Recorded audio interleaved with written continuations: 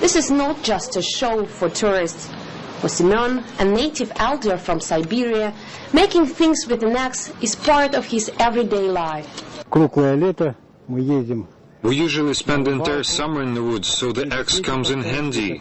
We make boats, sleighs for our deer, and even cradles for our grandchildren.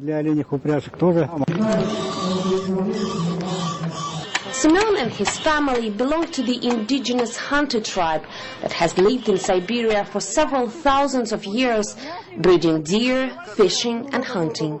This family still strives to live the way their ancestors did, but globalization has already reached their remote Siberian settlement.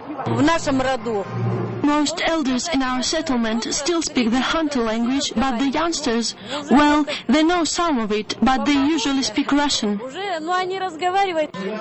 Khanty and another indigenous tribe, Mansi, account for less than 2% of the Khanty-Mansiysk region's population. Almost 2/3 of them have already traded their igloos for life in a big city. Traditional Khanty memorabilia is a big hit with tourists, but there are fears that this ancient culture is becoming something of a souvenir itself. You can still see it at festivals like these, but for most Khanty people, it is no longer part of their everyday life. They may live thousands of kilometers apart, but Finns, Hungarians and Estonians are actually close ethnic relatives of the Siberian settlers. Since early 1990s, the Finno-Ugric people, as they are collectively known, have been holding festivals to celebrate the kinship and diversity of their culture. The Finnish president, Tarja Halonen, is a regular guest at such events. We have had always a wonderful feeling of the family meeting. You know that the Finno-Ugric people are not too big one.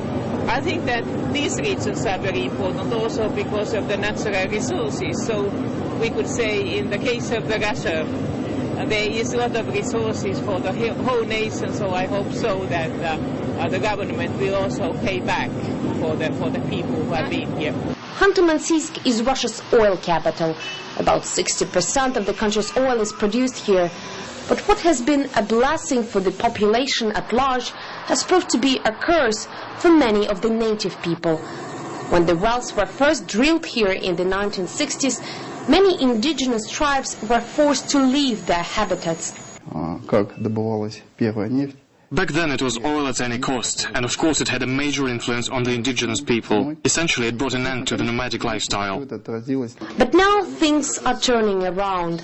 Alexander, a prominent Khanty activist, says energy companies are legally bound to agree their development plans with native people and to provide compensation for the use of their land. Oil companies used to provide aboriginals with snowmobiles as a compensation, but now indigenous people are starting to ask for a pair of deer instead of a snowmobile. As one of the Khanty elders put it, when we trade our deer for machines, we're putting one foot in the grave of our culture. As leaders gather for the 5th Congress of the Finno-Ugric people, one of the issues on their agenda will be how to combine the benefits of globalization with the traditional lifestyle. This little fellow, put on display in the Congress Hall, has one idea. Maybe you could open an internet school here. We really do not want to send our son to the settlement school. It will be hard for him to live without us. After entertaining visitors for several days, the Khanty robot broke down. Whether the ancient Khanty culture will be able to survive the pressure of globalization, not even shamans can tell. Oksana Boyko, RT.